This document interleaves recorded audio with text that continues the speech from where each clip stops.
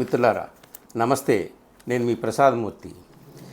నిన్న మనం ఈ ఇండస్ వాటర్ నుంచి ఒక్క బొట్టు కూడా పాకిస్తాన్కి ఇచ్చేది లేదు అని చెప్పి ఈ ఇండస్ వాటర్ ట్రీటీ ఏదైతే ఉందో దాన్ని ఆపు చేస్తూ నిలుపు చేస్తూ ఆ ఒప్పందాన్ని మన వాళ్ళు తీసుకున్నటువంటి నిర్ణయం, దాని మీద అసలు ఆ గ్లేషియర్ మెల్టింగ్స్తో ఏర్పడినటువంటి ప్రవహించేటటువంటి ఆ ఈస్టర్న్ రివర్స్ కానీ వెస్ట్రన్ రివర్స్ కానీ వాటి ఫ్లోని అరికట్టడం ఆపడం సాధ్యమా లేదా అనేటటువంటి విషయం మీద మాట్లాడుకున్నాము. అది కూడా నేను నా సొంతంగా చెప్పినటువంటి విషయం కాదు, అది ఒక స్కాలర్ డక్కన్ క్రానికల్లో రాసినటువంటి అథెంటిక్ ఆర్టికల్ని తీసుకొని మీకు నేను చెప్పాను. నేను సొంతంగా ఏమీ చెప్పను, నాకు అథెంటిక్ అనిపించిన దాన్నే చూసి ఆధారం ఉంటే అప్పుడు నేను మీకు చెప్తాను, అంతే. దాన్ని పునాదిగా చేసుకొని నా వ్యాఖ్యలు ఏమైనా కొంచెం ఉండవచ్చు తప్ప ప్రధానమైనటువంటి సోర్స్ ఏమిటో నేను మీకు చెప్తాను. సో అది దాని గురించి మనం చర్చించుకున్నాము. సాధ్యాసాధ్యాలు సాధ్యమవుతుందని కొంతమంది అంటున్నారు, రకరకాల ఏవో చెప్తున్నారు. సో ప్రభుత్వం దగ్గర గొప్ప గొప్ప ఇంజనీర్లు ఉంటారు, సైంటిస్టులు ఉంటారు, పెద్ద మెకానిజం మెషినరీ ఇవన్నీ ఉంటుంది, సలహాలు ఇచ్చేటటువంటి అఫీషియల్స్ ఉంటారు. సో వాళ్ళు ఏం నిర్ణయాలు తీసుకుంటారు ఏమిటి అనేటటువంటిది. కానీ ఈరోజు మనం what is Indus water treaty, అసలు ఇది ఎప్పుడు మొదలైంది, ఎందుకు మొదలైంది, ఎలా మొదలైంది, ఎక్కడి వరకు వచ్చి ఇప్పుడు ఆగింది. ప్రస్తుతానికైతే మన వాడు ఈ ట్రీటీని our Indian government kept in abeyance, అంటే తాత్కాలికంగా దాన్ని నిలుపు చేసినట్టు. ఆ సింధు నదీ జలాల సంధి ఒప్పందం ఏదైతే ఉందో దాన్ని తాత్కాలికంగా నిలుపు చేశారనమాట.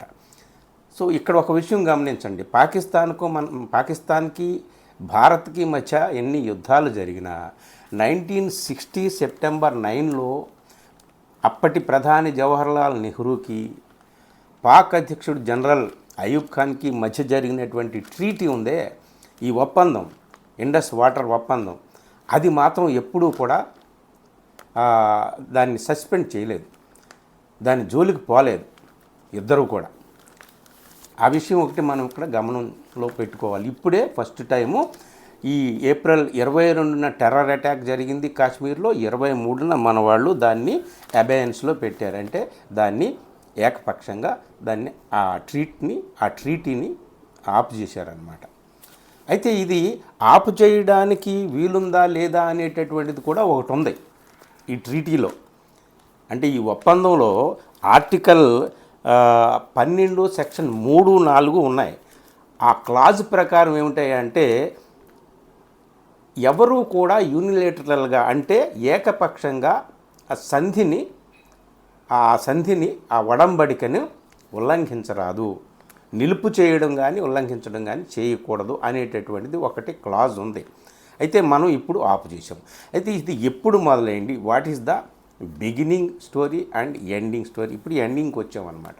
సో దీనికి సంబంధించి నేను ఈరోజు హిందూ పేపర్లో వచ్చిందండి, చూడండి, స్టార్మ్ బీనీత్ ద వాటర్స్, జలాల కింద తుఫాన్. ఇదిగో చూడండి, హిందూలో ఎక్స్క్లూజివ్ స్టోరీ ఒకటి వచ్చింది.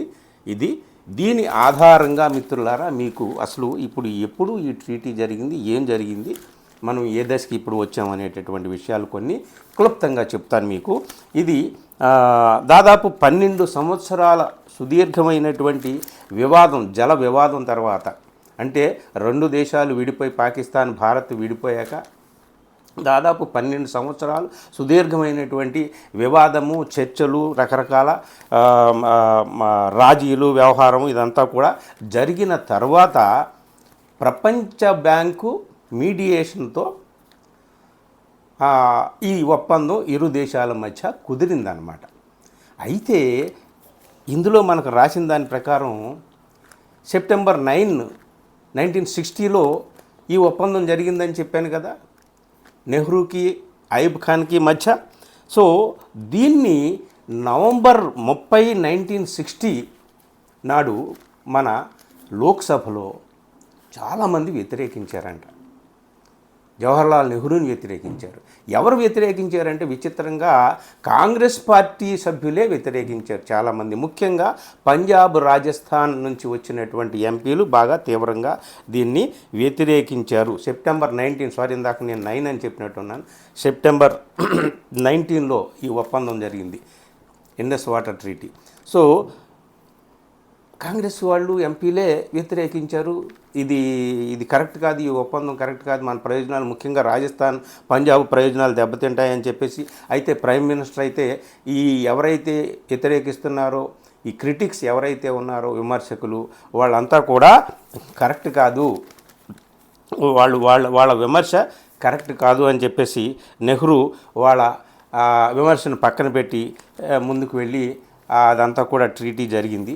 అయితే ఏ నేపథ్యంలో జరిగింది ఏమిటి అనేటటువంటిది మనం చూద్దాం. అయితే ఈ ట్రీటీ ప్రకారం నిన్న కూడా మనం చెప్పుకున్నాము. ఈ ఒప్పందం ప్రకారం ఏమిటాయి అంటే, ఈ ఈస్టర్న్ రివర్స్ ఉన్నాయి కదా, రావి, బియాస్, సట్లెజ్, వీటికి సంబంధించినటువంటి ఏవైతే ఎంతైతే water discharge of 33.8 million acre feet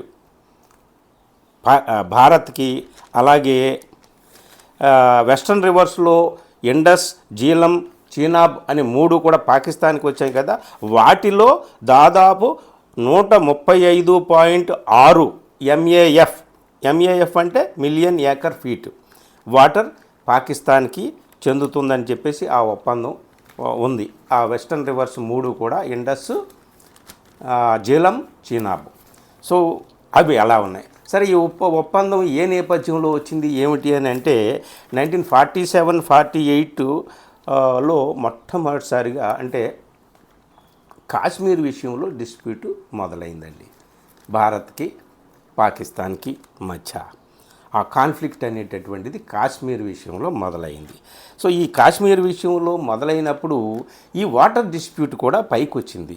ఇది అప్పుడు బ్రిటిష్ వాళ్ళు తవ్వినటువంటి కెనాల్ ఏదైతే ఉందో, ఈ మొత్తం waters of the Indus through the canal system built in Punjab during the British colonial period, British కాలంలో తవ్వినటువంటి ఆ కెనాల్ ఏదైతే ఉందో దానికి సంబంధించినటువంటి ఇండస్ వాటర్ సంబంధించినటువంటి కెనాల్, దానికి సంబంధించినటువంటి వివాదం పైకి వచ్చింది. అప్పుడు మన వాళ్ళు ఈ పేపర్లో రాసినటువంటి ప్రకారం ఏమిటంటే హిస్టోరియన్స్ చెప్తున్నటువంటిది, ఈ వివాదం వచ్చినప్పుడు మన వాళ్ళు వాటర్ని ఇండియా ఆఫ్ చేసింది, ఇండస్ వాటర్ని పాకిస్తాన్కి వెళ్లకుండా అక్కడ కట్టడి చేసినట్టుగా హిస్టోరియన్స్ చెప్తున్నారు. ఏ విధంగా కట్టడి చేశారేమో మనకు తెలియదు, కానీ అప్పుడు పరుగు పరుగున పాకిస్తాన్ ప్రైమ్ మినిస్టర్ అప్పట్లో లియాఖత్ అలీ ఖాన్ ఢిల్లీ వచ్చి ఒక ఒప్పందం అయితే పెట్టుకున్నాడు భారత్తో 1948లో.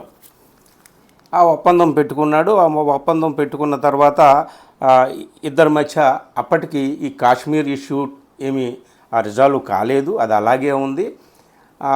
ఒప్పందం తాత్కాలిక ఒప్పందం అయితే జరిగింది. కాకపోతే ఆ తర్వాత పరిణామాలు ఏం జరిగాయి, 51, 52 ఆ ప్రాంతానికి వచ్చేసరికి ఆ ఇండియాలో ఒక స్టేబుల్ గవర్నమెంటు, ఒక డెమోక్రసీ, ఒక స్థిరమైనటువంటి పాలన అంతా కూడా ఇక్కడ ప్రశాంతంగా ఉంది. పాకిస్తాన్ అంతా కూడా గందరగోళంగా అయిపోయింది. ఈస్టర్న్ వెస్టర్న్ పాకిస్తాన్ మధ్య డిస్ప్యూటు, అక్కడ డెమోక్రసీ, అక్కడ పునాది కూడా పడలేదు డెమోక్రసీకి, ప్రజాస్వామ్యానికి. ఇంతలో జనరల్ ఇస్కాందర్ మీర్జా అక్కడ ప్రెసిడెంట్ కావడం, అతను వచ్చి మొత్తం పాకిస్తాన్లో ఉన్నటువంటి ప్రజాస్వామిక స్వప్నాన్ని ఛిద్రం చేసేసి అక్కడ ఉన్నటువంటి రాజకీయ పార్టీలన్నీ రద్దు చేసేసి అంతా గందరగోళం సృష్టించాడు. ఆ తర్వాత జనరల్ అయూబ్ ఖాన్ వచ్చాడు అక్కడ అధికారంలోకి. ఆయన హయాంలోనే మనకి ఈ ట్రీటీ అనేటటువంటిది జరిగిందనమాట. అప్పుడు వరల్డ్ బ్యాంకు మధ్యవర్తిత్వం వహించింది ఇండియాకిని పాకిస్తాన్కి మధ్య. అయితే ఈ ఎన్ని డొమెస్టిక్ క్రైసిస్ పాకిస్తాన్కి ఎంత ఉన్నప్పటికీ ఈ ట్రీటీ అనేది పాకిస్తాన్కి చాలా అవసరం కాబట్టి అయూబ్ ఖాన్ను అక్కడంతా కూడా ప్రశాంతంగా ఉన్నట్టు కాస్త కలరింగ్ ఇచ్చి జవహర్లాల్ నెహ్రూని కరాచీకి రప్పించి ఇండియా బృందం జవహర్లాల్ నెహ్రూతో పాటు బృందం అంతా కరాచీకి వెళ్ళింది. కరాచీకి వెళ్ళిన తర్వాత మొత్తం జవహర్లాల్ నెహ్రూ, అయూబ్ ఖాన్తో పాటు పాకిస్తాన్లో చాలా ఇంపార్టెంట్ ప్లేసెస్ కూడా రావల్పిండి, లాహోరు ఇట్లాంటి ప్లేసెస్ చాలా ప్లేసెస్ ఆయన తిరిగాడనమాట నెహ్రూ. ఇది సో ఈ ఐడబ్ల్యూటీ ఇండస్ వాటర్ టీటీ అనేటటువంటిది ఇద్దరి మధ్య ఒప్పందం జరిగిందండి. జరిగిన తర్వాత ఏమైంది, అలా ఒప్పందం జరిగిందో లేదో కొన్ని వారాల్లోనే ఈ అయూబ్ ఖాన్, జనరల్ అయూబ్ ఖాన్ అక్కడ ముజఫరాబాద్లో చాలా తీవ్రమైనటువంటి ప్రకటన ఒకటి చేశాడు. అది ఏమిటయ్యా అంటే, కాశ్మీర్ విషయం తేలేంత వరకు భారత్ పాకిస్తాన్ల మధ్య సయోధ్య అనేది కుదరదు అని. ఒక పక్కనేమో సింధు నదీ జలాల ఒప్పందం చేసుకున్నాడు, అక్కడంతా ప్రశాంతంగా ఉంది అని చెప్పేసి వీళ్ళందరూ ఇండియన్ బృందాన్ని రప్పించాడు, అంతా చేశాడు, అంతా అయిపోయింది. కానీ కుదరదు అంటే కాశ్మీర్ సమస్య పరిష్కారం అయితేనే కానీ ఇండియాకి పాకిస్తాన్కి మధ్య సయోధ్య కుదరదని చెప్పేసి ప్రకటన చేశాడు. ఆ తర్వాత 1965లో ఇండో పాక్ వార్ వచ్చింది, మనకు తెలుసు. అది కూడా కాశ్మీర్కి సంబంధించినటువంటి ఇష్యూతోనే వచ్చింది 1965లో. తర్వాత తాష్కెంట్ ఒప్పందం. ఆ తర్వాత అయూబ్ ఖాన్ ఏం చేశాడు అంటే, మంగళా డ్యామ్ చాలా అంటే వరల్డ్లో one of the biggest dams అని అంటారు. దాన్ని అక్కడ ఆయన 1967లో కట్టి 1967లో ఇనాగరేట్ చేశారు. అది దాదాపు పాకిస్తాన్లో 3 మిలియన్ ఏకర్స్ ఆఫ్ ల్యాండ్కి నీరు, అలాగే 6 లక్షల కిలోవాట్స్ ఎలక్ట్రిసిటీ ప్రొడ్యూస్ చేస్తుంది ఆ డ్యామ్ అనేటటువంటిది. అది ఎక్కువగా major part of that dam ఎక్కడుంది అంటే పాకిస్తాన్ ఆక్యుపైడ్ కాశ్మీర్ పిఓకేలో ఉంది. దీని మీద ఇండియాలో మళ్ళీ గొడవ జరిగింది, రభస జరిగింది. ఇందిరాగాంధీని, అప్పుడు ప్రధానిగా ఉన్న ఇందిరాగాంధీని అందరూ నిలదీశారు. ఇది మన ప్రయోజనాలకి దెబ్బతీసేటటువంటిగా ఉంది, అది కట్టడము అదంతా కూడా పాక్ ఆక్యుపైడ్ కాశ్మీర్ అయినప్పటికీ కూడా అది వివాదాస్పదమైనటువంటిది కాబట్టి మన ప్రయోజనాలను కూడా దెబ్బతీస్తుందంటే, అప్పుడు ఇందిరాగాంధీ మన సావరెనిటీకి అంటే మన సార్వభౌమాధికారానికి ఏమీ ఇబ్బంది లేదు ఆ ప్రాజెక్టు వల్ల అని చెప్పేసి ఇందిరాగాంధీ చెప్పిందంట. ఆ తర్వాత కాలంలో చైనా ఏం చేసింది, ఆ హిమాలయాల్లో చాలా పెద్ద పెద్ద డ్యామ్స్ కట్టడం మొదలుపెట్టింది. చైనా ఉద్దేశం ప్రకారం ఈ క్రాస్ బోర్డర్ టెర్రరిజాన్ని అరికట్టడానికి ఈ ప్రాజెక్ట్స్, ఇప్పుడు ఇక్కడ కట్టేటటువంటి డ్యామ్స్, హైడల్ ప్రాజెక్ట్స్ ఇవన్నీ కూడా చాలా కీలకం అవుతాయని చెప్పేసి చైనా ఆ విధంగా ప్లాన్ చేసి కట్టడం ప్రారంభిస్తే, అప్పుడు మన ఇండియన్స్కి కూడా ఒక రకమైనటువంటి ఆలోచన వచ్చింది, ఇక్కడ మనము కూడా ప్రాజెక్ట్స్ కట్టాలి. అప్పటికే వాళ్ళు 1967లో ప్రాజెక్ట్ కట్టిన తర్వాత మన వాళ్ళు కూడా ప్రాజెక్ట్స్ ప్రారంభించారు, కానీ కొన్నింటికి పాకిస్తాన్ అడ్డుపడింది. అయితే ఒక ప్రాజెక్ట్, మేజర్ ప్రాజెక్ట్ అయితే 2016 నాటికి పూర్తయిందనమాట. అదేమిటి, కిషన్ గంగా డ్యామ్, కాశ్మీర్లో కిషన్ గంగా డ్యామ్ అనేటటువంటిది 16 నాటికి పూర్తి చేశారు. అలాగే హైడల్ పవర్ ప్రాజెక్టు చినాబ్ మీద కూడా పూర్తి చేశారు మన వాళ్ళు. కాకపోతే పాకిస్తాన్ దీని మీద చాలా పెద్ద అభ్యంతరాలు అయితే చెప్పిందనమాట.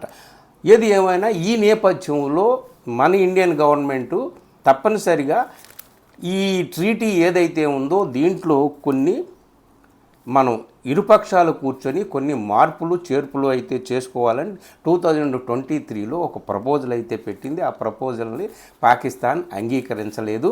సో కాబట్టి ఇప్పుడు ఏప్రిల్ 22వ తేదీన ఇదిగో టెర్రర్ అటాక్ ఇంత దారుణంగా దుర్మార్గంగా అక్కడ చేశారు, మతం పేరు చెప్పి మరీ చేశారు. దీని వెనక తప్పనిసరిగా పాకిస్తాన్ హస్తం ఉంది అనేటటువంటిదే మన వారి వాదన, అనుమానం కూడా. అయితే పాకిస్తాన్ అయితే ఇప్పటికి చెబుతుంది, నిన్న యునైటెడ్ నేషన్స్ సెక్యూరిటీ కౌన్సిల్కి సంబంధించినటువంటి సభ్యులందరూ కూడా తీవ్రంగా ఘటనని ఖండించారు. చైనా, పాకిస్తాన్ కూడా ఖండించింది.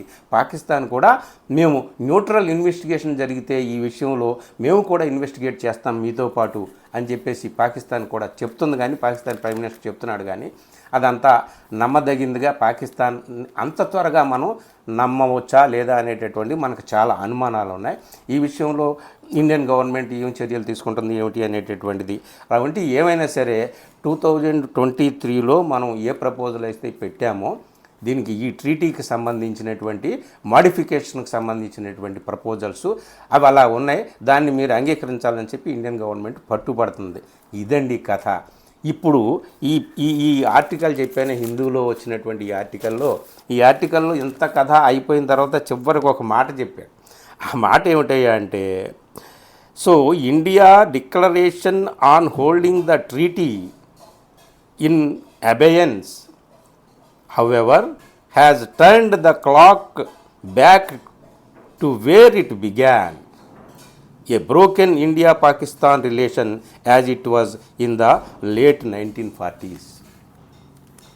ఇప్పుడు ఈ ట్రీటీని స్థగితం చేయడం వల్ల, ఈ ట్రీటీని ఆపు చేయడం వల్ల ఇండియా పాకిస్తాన్ రిలేషన్స్ ఎక్కడికి వెళ్ళాయి అంటే, ఒకప్పుడు 1940స్లో ఏ విధంగా ఉన్నాయో, అంటే ఇండియా పాకిస్తాన్ మధ్య ఎలాంటి సంబంధాలు అప్పుడులో ఉన్నాయో, బ్రోకెన్ రిలేషన్స్,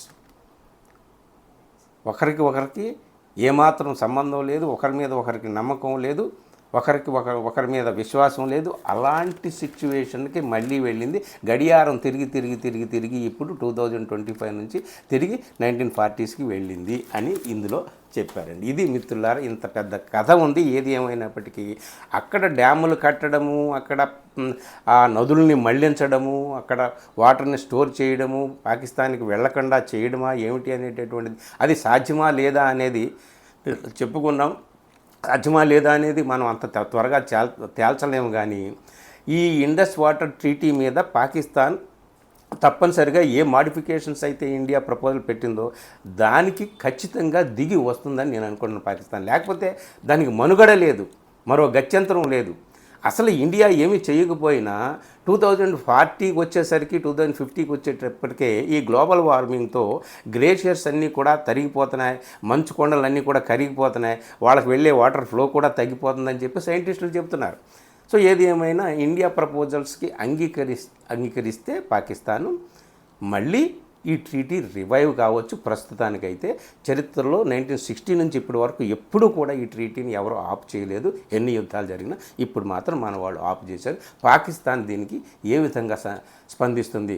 మేము వాటర్ కానీ మీరు ఆఫ్ చేస్తే మేము సహించేది లేదు, అది లేదు, ఇది లేదని ఒక పక్క ఉగ్రవాదులకు సంబంధించినటువంటి ఇన్వెస్టిగేషన్లో న్యూట్రల్ ఇన్వెస్టిగేషన్ జరిగితే మేము మీకు సహకరిస్తామని చెప్పి పాకిస్తాన్ చెప్తూనే మరోపక్క ఇండియాని హెచ్చరించడం కూడా చేస్తున్నారు. రెచ్చగొట్టుడు, హెచ్చరింపుడు వ్యవహారాలన్నీ కూడా మానుకుంటే, ఇరు దేశాలు ఎప్పటికైనా బుద్ధి తెచ్చుకుంటే ఉగ్రవాదాన్ని కట్టడి చేయాలి. తమ దేశంలో పుట్టి తమ దేశం నుంచే అన్నీ కూడా అక్కడ విన్యాసాలు అన్నీ కూడా జరుగుతున్నాయి, తమ దేశం నుంచే ఆపరేషన్స్ అన్నీ కూడా జరుగుతున్నాయి అన్న విషయాన్ని పాకిస్తాన్ అంగీకరించి మొత్తం ప్రపంచ దేశాలన్నీ కూడా ఖండిస్తున్న ఈ నేపథ్యంలో భారత్తో చేయగలిపి ఒప్పందం విషయంలో ఏ సూచనలు అయితే ఉన్నాయో ఆ సూచనలు అంగీకరించి ఈ ఉగ్రవాదాన్ని సంయుక్తంగా అంతం చేయడానికి పూనుకుంటే తప్ప ఈ సమస్యకి పరిష్కారం లేదు. ఏం జరుగుతుందో ఏమో మనం చూడాలి. ఇది మిత్రులారా, ఈ వీడియో మీకు నచ్చితే మిత్రులకు షేర్ చేయండి. Thank you.